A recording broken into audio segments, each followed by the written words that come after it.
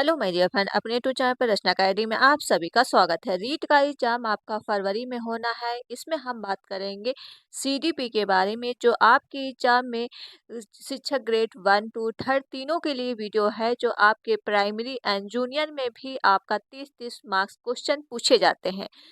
तो ये पहली वीडियो आपकी होगी और पहली क्लास है। ओके, इसमें हम आपको फ्री में ही पूरा कोर्स करवाएंगे। आपको सीडीपी लो, हिंदी लो, ईवीएस लो, राजस्थान जी के लो, फ्री में पूरा कंप्लीट कोर्स करवाएंगे। तो आज तो हम पहले करेंगे एमसीक्यू माध्यम से, जो आप थोड़ा जानेंगे कि सीडीपी में क्वेश्चन किस तरह से पूछे जाते हैं।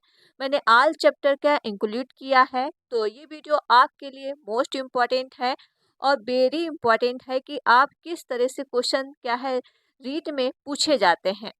तो प्लीज़ वीडियो को क्या है आप लोग ज़्यादा से ज़्यादा आप लोग शेयर करिएगा, लाइक एंड चैनल को सब्सक्राइब जरूर कर लीजिएगा अगर चैनल पर पहली बार विजिट कर रहे हैं। देखिए अब धीरे धीरे आपकी डेली क्लासेस होने लगेंगी एंड ऑल सब्जेक्ट की भी। तो हम चलते हैं अपने क्वेश्चन पे और इसका आंसर आप कमेंट में ही देते रहो, ठीक है। कमेंट में इसका आंसर आप लोग करते रहो। जैसे कि पहला क्वेश्चन आपके सामने हो जाएगा, दिया है क्वेश्चन, पियाजे के संज्ञानात्मक विकास सिद्धांत का मुख्य फोकस क्या है। तो पियाजे के द्वारा पूछा गया है। अब पियाजे किस पे देते हैं, तो पियाजे जो है आपको याद रखना है, पियाजे की 4 अवस्थाएं हैं। कितनी अवस्था है? 4 अवस्था है।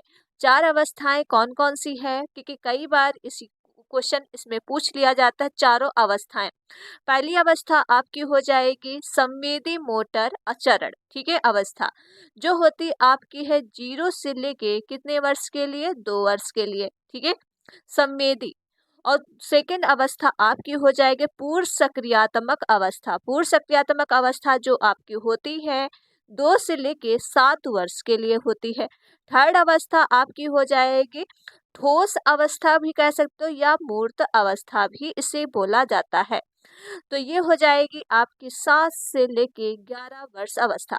फोर्थ और चौथी अवस्था आपके सामने है, जो आपकी औपचारिक संचालन अवस्था कहते हो। तो ये होती है आपकी 11 प्लस वर्ष की, ठीक। चारों वर्ष से आप चारों अवस्थाएं पियाजे की याद रखिएगा और इसका राइट आंसर क्या हो जाएगा। जब पियाजे के द्वारा सिद्धांत पूछा गया है, तो पियाजे के द्वारा जो देखिए नैतिक का विकास जो दिए है कोलबर्ग ने दिया है, ठीक है। सामाजिक अधिगम का विकास दिए है वाइगॉस्की ने दिया है। भाषा अधिग्रहण करना स्किनर ने कहा है। तो आपका सीधा सीधा ऑप्शन सी बच्चा क्या है, संज्ञानात्मक प्रक्रियाएं। ऑप्शन इसका आपका सी बिल्कुल राइट हो जाएगा। अगला क्वेश्चन देख लो और वीडियो आप लोग क्या है शेयर करते रहो। अगला क्वेश्चन आपका आ जाएगा वाइगॉस्की से रिलेटेड, जो हर बार क्वेश्चन एग्जाम में पूछा ही जाता है। वाइगॉस्की से रिलेटेड क्वेश्चन, वाइगॉस्की के निकटतम विकास का क्षेत्र जेडपीटी का क्या तात्पर्य है। मतलब जेडपीटी पूछा गया है, इसको इंग्लिश में भी कहते हैं जॉन पक्सवेब डेवलपमेंट। इसकी फुल फॉर्म याद रखिएगा, जो आप कई बार पूछ लिया जाता है। तो बताइए इसका राइट आंसर क्या हो जाएगा। कार्य कार्य जो छात्र स्वतंत्र रूप से कर सकता है, कार्य जो छात्र सहायता से कर सकता है, कार्य जो असंभव से कर सकता है, अनुमानसिक प्रक्रिया। देखिए ये तो आपके दो तो कट जाएंगे। जेडपीडी ये होता है जो कार्य क्या है, आप हेल्प करेंगे, आप हेल्प करेंगे, ठीक है, आप हेल्प करेंगे।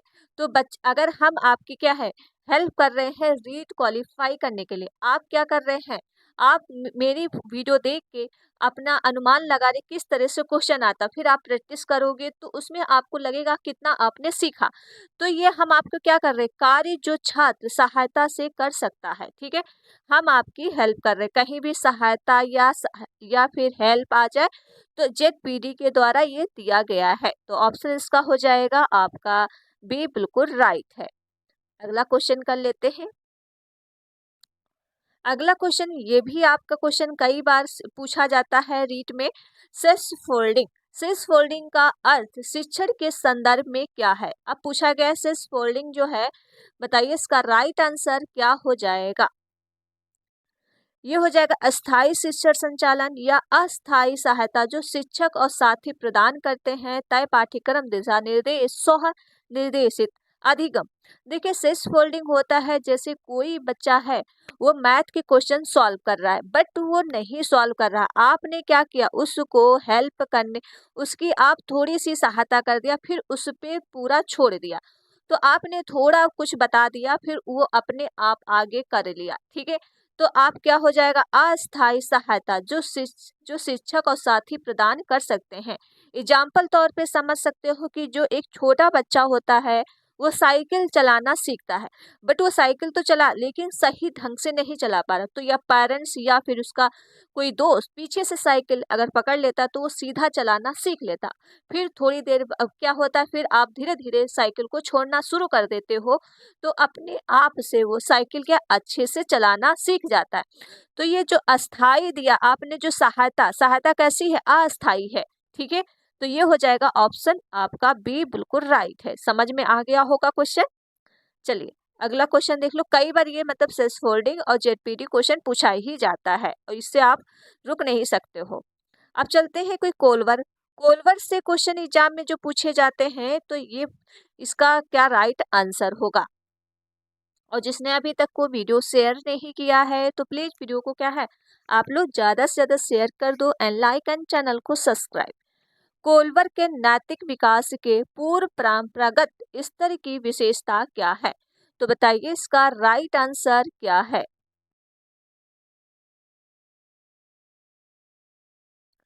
सामाजिक मापदंडों का पालन, अज्ञात या देखिए आज्ञाकारिता, सजा से बचना या फिर दूसरों की स्वीकृति प्रदान करना या फिर सार्वभौमिक नैतिक सिद्धांत का पालन करना। कोलवर के द्वारा जो स्टेज दी गई है 6, ठीक है, स्टेज आपका 6 है और लेवल आपके 3 है। तो अब बताइए इसका राइट आंसर क्या है। कोलवर के विकास के पूर्व प्रांगत अवस्था, ये अवस्था आपकी सेकंड अवस्था के अंतर्गत आता है। जो बच्चा क्या है आज्ञाकारिता और सजा से बचना चाहता है। ये कोलवर की जो एक थ्योरी है, जब हम आपको थ्योरी कराएंगे हिंज की कहानी, जो अगर वो चोरी करेगा तो उसे पुलिस पकड़ के ले जाएगी, अगर वो चोरी नहीं करेगा तो उसकी पत्नी क्या है वाइफ मर जाएगी। जो उसकी वाइफ बहुत ज्यादा बीमार होती है तो उसके पास पैसा नहीं होता हिंज के पास, ठीक है। तो वो चोरी करना सोचता है लेकिन उसी दुविधा में अगर चोरी करेगा तो सजा मिलेगी, ठीक है। तो ये आपकी जो सेकंड अवस्था के अंतर्गत आता है। जब हम आपको थ्योरी कराएंगे तब ये पूरा आपको डिटेल में समझाएंगे कि हिंज की कहानी क्या है, वाइगोस्की क्या है, सब कुछ बताएंगे। आज ये पहली क्लास है ताकि आप जान लो कि क्वेश्चन कहाँ से कहाँ कैसे पूछे जाते हैं। ओके, चलिए अगला क्वेश्चन देखो। अगला क्वेश्चन हो जाएगा, बाल विकास के लिए सबसे संवेदनशील अवधि कौन सी है, पूछा गया है इसमें संवेदनशील अवस्था कौन सी है, अवस्था बताइए। अवधि, तो किशोरा अवस्था, ये भाई अवस्था आपकी जो है फोर्थ अवस्था, लास्ट अवस्था है, ठीक है। प्रारंभिक बचपन अवस्था ये आपकी जो हो जाएगी सेकंड अवस्था, सॉरी थर्ड अवस्था। जो प्रारंभिक बचपन इसको कहते हैं पूर्व सक्रियात्मक अवस्था, ये आपकी सेकंड अवस्था हो जाएगी। इसमें पूछा गया है संवेदन से अवधि कौन सी अवस्था है, तो संवेदी आपकी जो हो जाएगी फर्स्ट, ठीक है। अब इसमें जो है अवधि पूछा गया है तो ये आपकी प्रारंभिक बचपन हो जाएगा, ठीक है। ऑप्शन इसका आपका बी राइट हो जाएगा, सेकंड अवस्था के अंतर्गत आएगा। चलिए नेक्स्ट क्वेश्चन देखो। अगला क्वेश्चन हो जाएगा आपके सामने जो आपके पास है सिक्स सिक्स क्वेश्चन कर लो। शिक्षा मनोविज्ञान का मुख्य उद्देश्य क्या है, तो शिक्षा मनोविज्ञान का मुख्य उद्देश्य क्या है।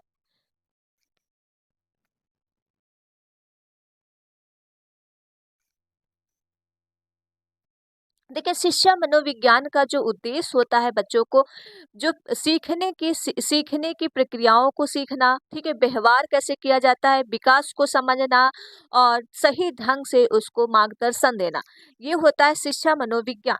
तो इसका राइट आंसर क्या हो जाएगा, तो ऑप्शन आपका बी राइट हो जाएगा, छात्रों के सीखने के व्यवहार को समझना कि छात्र किस तरह से सीख रहा है। अगर आप छात्र को ही नहीं सीख पाओगे कि छात्र क्या क्या गलतियां कर रहा है, किस तरह से सीख रहा, और गलतियां उसका क्या है एक अधिगम का हिस्सा भी होता है, तभी तो आप जान पाओगे छात्र किस तरह से सीख रहा। तो साथ छात्रों को सीखने के व्यवहार को समझना, तो ऑप्शन इसका हो जाएगा आपका बी राइट है। क्वेश्चन नंबर आपके पास 7 हो जाएगा। 7 क्वेश्चन करिए, 7 का राइट आंसर क्या हो जाएगा।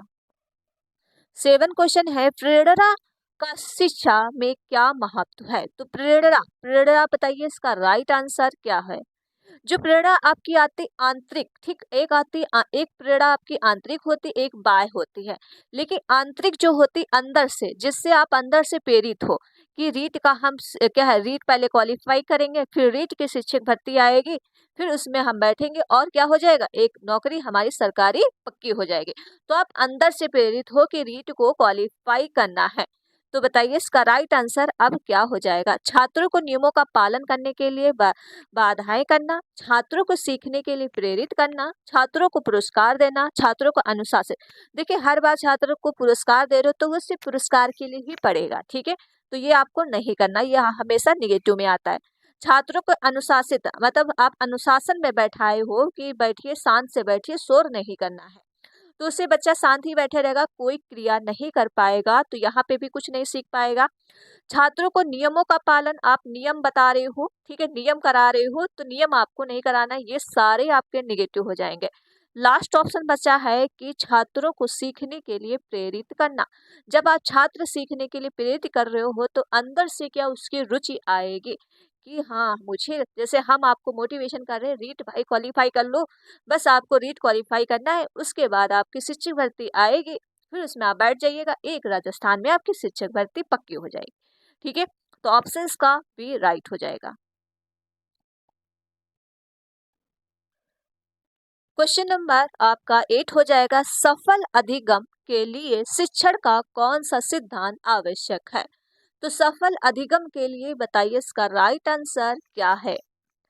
तो सफल अधिगम, देखिए पुनरावृत्ति का सिद्धांत भी होना चाहिए। देखिए सफल अधिगम वो होता है जब आप क्या है, इसको दोबारा रिवाइज करोगे, पुनरावृत्त होता है रिवाइज करना, ठीक है। अभ्यास, अभ्यास मतलब होता है आप मॉक टेस्ट देते हो, ठीक है, मॉक टेस्ट आपको देना है, इस चीज को क्वेश्चन करके आप फिर देखोगे कि मॉक टेस्ट में क्या ऐसे ही क्वेश्चन आते हैं, ठीक है।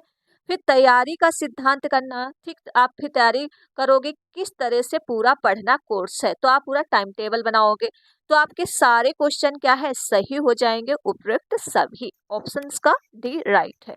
और जो ये सफल अधिगम का जो सिद्धांत दिया गया है, ये आपका दिया गया है थर्नडाइक के द्वारा दिया गया है, ठीक है, ये भी याद रखिएगा। 9 क्वेश्चन देखो, 9 क्वेश्चन हो जाएगा। 9 क्वेश्चन है, कौन सा कारक बालक के व्यक्तित्व को प्रभावित करता है? तो कौन सा कारक है जो बालक को व्यक्तित्व को प्रभावित करता है? आनुवंशिकता, वातावरण, या दोनों, ये भी केवल शिक्षण। देखिए केवल शिक्षक होगा नहीं, जो बालक का व्यक्तिगत है ये आपका आनुवंशिक पे भी प्रभाव पड़ेगा, साथ में वातावरण पे, क्योंकि आनुवंशिकता में आता आपका परिवार, ठीक है, परिवार आता है, जो परिवार से बच्चा कई चीजें सीखता है, जैसा आपका परिवार का माहौल होगा बच्चा उस तरह से ही सीखेगा। और सबसे इम्पोर्टेंट है वातावरण, मतलब समाज, समाज, जिस समाज में बच्चा रहता है वहाँ की चीजें वो सीखेगा, दोनों का ही प्रभाव पड़ता है व्यक्तित्व का। ऑप्शन इसका हो जाएगा आपका सी, बिल्कुल राइट है, ए और बी। क्वेश्चन नंबर आपके पास 10 हो जाएगा। 10 क्वेश्चन है, किस शिक्षा शास्त्र जो है दृष्टिकोण के शिक्षक को केवल मार्गदर्शन माना जाता है? तो बताइए इसका राइट आंसर क्या है? तो व्यवहारवाद को, या रचनावाद को, या संज्ञानात्मक को, सामाजिक सिद्धांत को?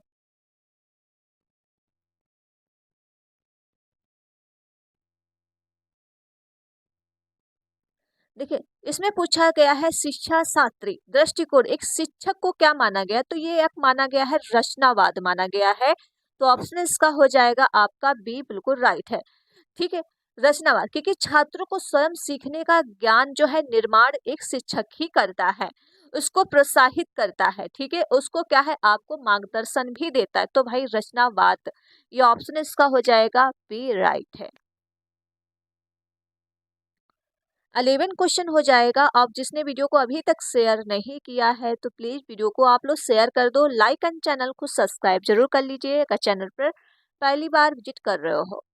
क्वेश्चन नंबर आपका 11 हो जाएगा, कौन सा कारक बालक के विकास को प्रभावित नहीं करता? अब आपको निगेटिव आंसर ढूंढना है, कौन सा प्रभावित नहीं करता है, बताइए इसका राइट आंसर क्या हो जाएगा? नेगेटिव। मतलब आनुवांशिकता तो बालक का क्या है, विकास को प्रभावित करेगा, क्योंकि आपका परिवार आनुवांशिक में आता है परिवार, तो जो परिवार से बच्चा सीखेगा वो बिल्कुल प्रभावित करेगा विकास में। वातावरण अच्छा भी होना चाहिए, समाज अच्छा होना चाहिए, ठीक है।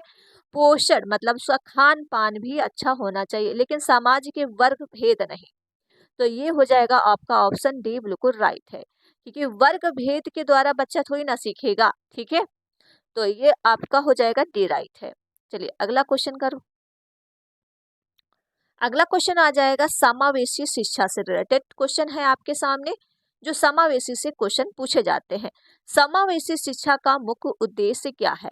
सामान्य बच्चों को पढ़ाना, विकलांग बच्चों को अलग करके पढ़ाना, सभी बच्चों को सामान्य अवसर प्रदान करना, केवल मेधावी बच्चों को शिक्षित करना। देखिए, समावेशी शिक्षा ऐसी होती है जो सभी बच्चों को एक साथ शिक्षा दिया जाता है, किसी को भी अलग नहीं किया जाता है।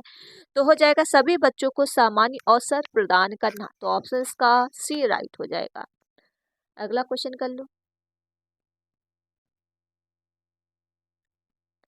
13 क्वेश्चन हो जाएगा आपके सामने, जो आपके पास है बालक की संज्ञानात्मक विकास प्रक्रिया को कौन प्रभावित करता है? तो अब पूछा गया है बालक के संज्ञानात्मक विकास को मानसिक परिपक्वता बिल्कुल करता प्रभावित है, सामाजिक अनुभव भी होना चाहिए, समस्या समाधान का अभ्यास भी बच्चों को करना है। तो ऑप्शन इसका आपका डी बिल्कुल राइट हो जाएगा। 14 क्वेश्चन हो जाएगा। 14 क्वेश्चन आपके सामने है, स्कूल में बच्चों के लिए स्वस्थ वातावरण क्यों आवश्यक है? अब बताओ, स्कूल में है जो बच्चों के लिए स्वस्थ वातावरण क्यों आवश्यक है? बेहतर प्रदर्शन के लिए, बच्चों को अनुशासन सिखाने के लिए, शारीरिक विकास के लिए, या मानसिक और शारीरिक विकास दोनों के लिए?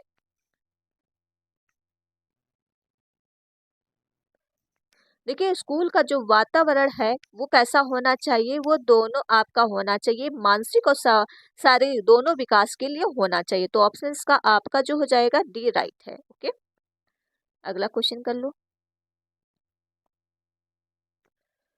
अगला क्वेश्चन हो जाएगा, अधिगम में पुनर्बलन का क्या महत्व है? पूछा गया है अधिगम में जो है पुनर्बलन का क्या महत्व है? तो सजा देना, या फिर हो जाएगा सही व्यवहार को प्रोत्साहन देना, बच्चों को डरा कर पढ़ाना, छात्रों को व्यस्त रखना। ये सारे आपको सजा नहीं देना होता है तो निगेटिव होता है, बिल्कुल गलत। बच्चों को डरा के पढ़ाना, ये भी आपका गलत। छात्रों को व्यस्त रखना, ऐसा भी नहीं। क्या हो जाएगा? सही व्यवहार को प्रोत्साहन देना। ऑप्शन इसका हो जाएगा आपका बी राइट है। चलते हैं अगला क्वेश्चन पे। और जो अधिगम जो होता है आपके दो होते, एक होता है नकारात्मक होता है, एक होता है सकारात्मक, ठीक है। एक होता है मतलब पॉजिटिव, एक होता है निगेटिव। तो ये आपके सारे गलत हो जाएंगे, सारे निगेटिव पे प्रभाव पड़ेगा। आपको पॉजिटिव ढूंढना था, सही व्यवहार को प्रोत्साहन देना। 16 क्वेश्चन आपके सामने है। 16 क्वेश्चन है, बालक का संज्ञानात्मक विकास किसके द्वारा मापा जा सकता है? तो किसके द्वारा ये मापा जा सकता है? बुद्धि परीक्षण, शारीरिक परीक्षण, नैतिक परीक्षण, भाषा परीक्षण। जो बालक का जो संज्ञानात्मक विकास जो मापा जाता है वो आईक्यू के द्वारा मापा जाता है। आईक्यू को जो फॉर्मूला होता है, बताइए फॉर्मूला क्या होता है? तो ये हो जाएगा बुद्धि परीक्षण, ठीक है। क्या हो जाएगा? बुद्धि परीक्षण। आईक्यू का फॉर्मूला कमेंट में बताओ। चलो अगला क्वेश्चन देख लो। अगला क्वेश्चन हो जाएगा, बालक विकास के लिए किस आयु वर्ग को सुनहरा काल कहा जाता है? तो सुनहरा काल किसे कहा जाता है? बताइए इसका राइट आंसर क्या हो जाए? किशोरावस्था, प्रारंभिक बाल्यावस्था, शिशुअवस्था, या व्यस्तावस्था? जो बालक का जो सुनहरा काल कहा गया है, ये कहा जाता है आपका प्रारंभिक बाल्यावस्था को बोला गया है, जो आपकी होती है 2 से लेके 6 वर्ष के लिए होता है, ठीक है। या फिर 2 से 7 भी कह सकते हो, या 2 से 6 वर्ष भी कह सकते हो। तो इसमें सुनहरा काल ये कहा जाता है जो शारीरिक, मानसिक, सामाजिक, भावनात्मक सबसे तेज इसी अवस्था के अंतर्गत आता है। ऑप्शन इसका बी बिल्कुल राइट है।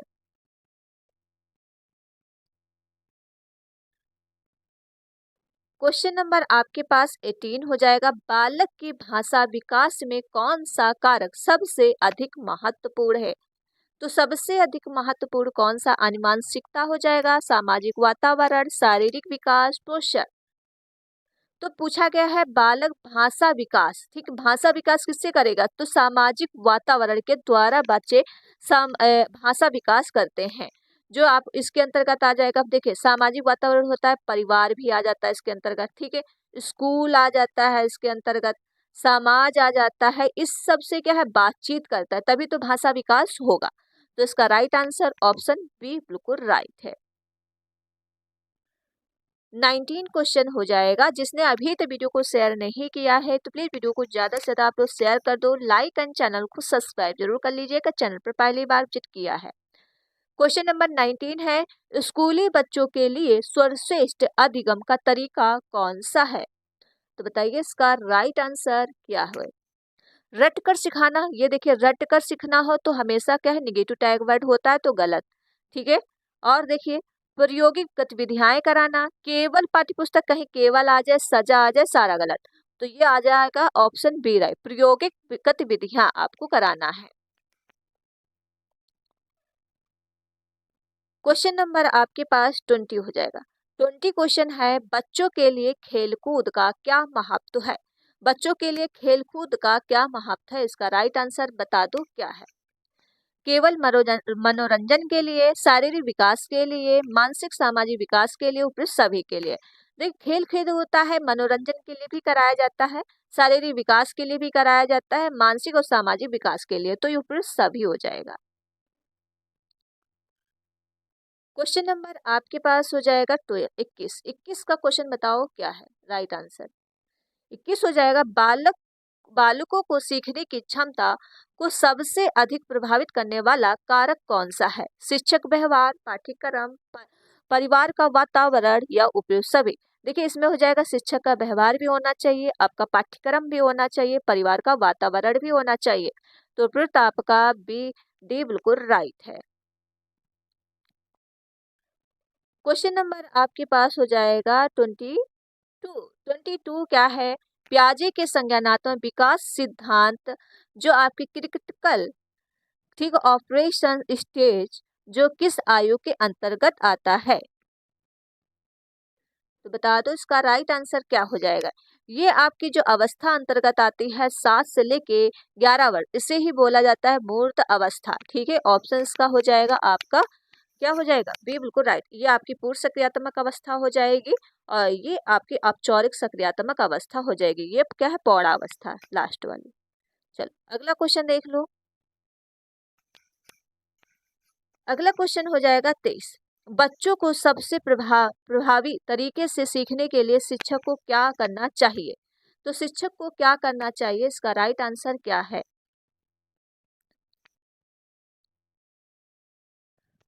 डराना, बच्चों को अनुशासन में रखना, बच्चों को व्यवहारिक अनुभव देना, केवल पाठ्यपुस्तक, केवल आ जाएगा तो गलत हो जाएगा, अनुशासन में आपको नहीं रखना है, डराना नहीं है, क्या है बच्चों को व्यवहारिक अनुभव देना, ऑप्शंस का आपका सी राइट हो जाएगा। ओके, क्वेश्चन नंबर आपके पास 24। 24 क्वेश्चन क्या है? 24 देख लो। 24 हो जाएगा, बाल केंद्रित शिक्षा का क्या अर्थ है? तो बाल केंद्रित शिक्षा का क्या अर्थ है? शिक्षक की प्राथमिकता बच्चों उनके अनुशासन सीखने का अवसर देना, केवल कहीं आ जाए तो गलत है, अनुशासन सिखाना ये भी आपका गलत है, तो ये हो जाएगा आपको बच्चों को उनके अनुशासन सीखने का अवसर देना, ऑप्शंस का बी बिल्कुल राइट है। अगला देख लो, अगला क्वेश्चन देख लो। अगला क्वेश्चन हो जाएगा आपके सामने, अधिगम का सिद्धांत जो आपका दिया है, अधिगम का सामाजिक सिद्धांत सोशल लर्निंग थ्योरी किसके द्वारा दी गई है? तो इसका राइट आंसर क्या हो जाएगा? जीन पियाजे, देखिए जीन पियाजे के द्वारा दिया गया है संज्ञानात्मक का विकास, ठीक है। ले वाइगोत्स्की के द्वारा दिया गया है सामाजिक का विकास, अल्बर्ट बंडूरा या एरिक्सन, बताइए। तो इसका राइट आंसर हो जाएगा जो अधिगम का सिद्धांत जो दिया गया है अल्बर्ट बंडूरा के द्वारा दिया गया है। अल्बर्ट बंडूरा क्या है, एक बोबोडाल होती है, उसके क्या है 3 तरीके से उस पर प्रयोग करता है, ठीक है। जब हम आपको थ्योरी कराएंगे तो बोबोडॉल के बारे में हम बताएंगे, तो इसका right answer option C right हो जाएगा। अगला देख लो, अगला क्वेश्चन हो जाएगा आपके सामने, जो आपको क्या कराना है, 26 का राइट आंसर बताओ। किस शिक्षण पद्धति में छात्र अपने ज्ञान का निर्माण स्वयं करते हैं? तो इसका राइट आंसर क्या हो जाएगा? व्यवहारवाद में, रचनावाद में, या फिर संज्ञानात्मक अधिगम या निर्देशनात्मक अधिगम? जो एक शिक्षण पद्धति छात्र है वो अपना क्या है, रचनावाद के द्वारा अपना स्वयं का है निर्माण करता है ज्ञान का। तो ऑप्शन इसका हो जाएगा आपका बी राइट है। अगला देख, अगला हो जाएगा आपका 27। 27 है, कौन सा परीक्षण बालक की रचनात्मकता को मापता है? तो कौन सा परीक्षण है, तो ये हो जाएगा, देखिए क्वेश्चन रिपीट हो चुका है, तो ये इसमें पूछा गया है, अच्छा परीक्षण बालक की रचनात्मकता को मापता है। अगर बुद्धि को मापता होता तो बुद्धि परीक्षण हो जाती। अब ये चेंज है क्वेश्चन, बताइए इसका राइट आंसर। बुद्धि परीक्षण, उपलब्धि परीक्षण, व्यक्तित्व परीक्षण, या क्या है द्विजेंट थिंक टेस्ट पे?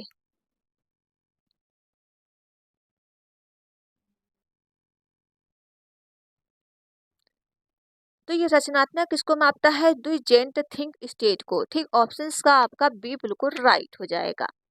चलिए अगला क्वेश्चन देख लो। अगला क्वेश्चन हो जाएगा 28। 28 का राइट आंसर बता दो क्या है। इसमें दिया है प्री ऑपरेशनल स्टेज में बालक किस प्रकार को सोच विकसित करता है? तो प्री जो ऑपरेशन है ये आपकी जो स्टेज आती है 2 से लेके 7 वर्ष के लिए आती है, ये भी याद रखिएगा। इसमें तार्किक सोच है या प्रक्रियात्मक सोच है, अमूर्त सोच है, सिद्धांतात्मक सोच है? इसमें बच्चा क्या है, ये हो जाएगा प्रक्रियात्मक सोच। ठीक है, ऑप्शन इसका हो जाएगा कि इसमें बच्चों चित्रों के माध्यम से सोचता है, प्रतीकों के माध्यम से शब्दों का प्रयोग करना सीखता है, और तार्किक जो अमूर्त चिंतन नहीं आती है। तो इसका राइट आंसर ऑप्शन बी बिल्कुल राइट है। अगला देख लो। अगला हो जाएगा 29। कौन सा सिद्धांत बच्चों के सीखने के लिए गति को बढ़ाने पर केंद्रित है? अभ्यास का सिद्धांत, प्रबलन का सिद्धांत, सन्निकटन का सिद्धांत, तैयारी का सिद्धांत? तो कौन सा सिद्धांत बच्चों को सीखने की गति को बढ़ाने को केंद्रित है? ये हो जाएगा प्रबलन का सिद्धांत। ऑप्शन इसका बी बिल्कुल राइट है। 20, अब 30 क्वेश्चन देख लो। 30 क्वेश्चन दिया है, बच्चों की रचनात्मकता को बढ़ाने के लिए शिक्षक को क्या करना चाहिए? तो शिक्षक को क्या करना चाहिए? पाठ्य पुस्तक पर ध्यान केंद्रित, देखिए पाठ्य पुस्तक हमेशा होता है निगेटिव टैग वर्ड, तो ये हो जाएगा गलत। बच्चों को स्वतंत्र सोचने का अवसर देना, ठोस अनुशासन नहीं, केवल नहीं। बच्चों को जब आप स्वतंत्र सोचने का अवसर दोगे तो बच्चे की रचनात्मकता क्या है, बढ़ेगी। ऑप्शन का बी राइट है। क्वेश्चन नंबर आपके पास 31 हो जाएगा। 31 क्वेश्चन बता दो, बच्चों का भावनात्मक विकास किस कारक पर निर्भर करता है? परिवार का वातावरण, या सामाजिक संपर्क, या फिर शिक्षक का सहयोग, या फिर सभी? ये सभी को प्रभावित करता है, क्योंकि परिवार का वातावरण भी होना चाहिए, सामाजिक संपर्क भी होना चाहिए, शिक्षक का सहयोग भी। तो ऑप्शन का आपका डी बिल्कुल राइट है। ओके, तो ये हमने आज लिए थे 31 क्वेश्चन, जो आपके क्या है मोस्ट इम्पॉर्टेंट, जो आपको लग गया होगा कि पेपर में किस तरह से क्वेश्चन पूछे जाते हैं। तो चलिए फिर क्वेश्चन यहीं तक रखते हैं, एंड वीडियो आप लोग क्या है शेयर करिएगा, लाइक एंड चैनल को सब्सक्राइब जरूर कर लीजिएगा। अब आपकी डेली क्लासेस होंगे, सीडीपी की हिंदी ईवीएस सबकी शुरू कर देंगे धीरे धीरे, और पूरा कंप्लीट सिलेबस। ठीक है, तो वीडियो को आप लोग शेयर ज़्यादा करिएगा, और चैनल को सब्सक्राइब जरूर कर लीजिएगा। मिलते हैं नेक्स्ट वीडियो में। Thank you friend.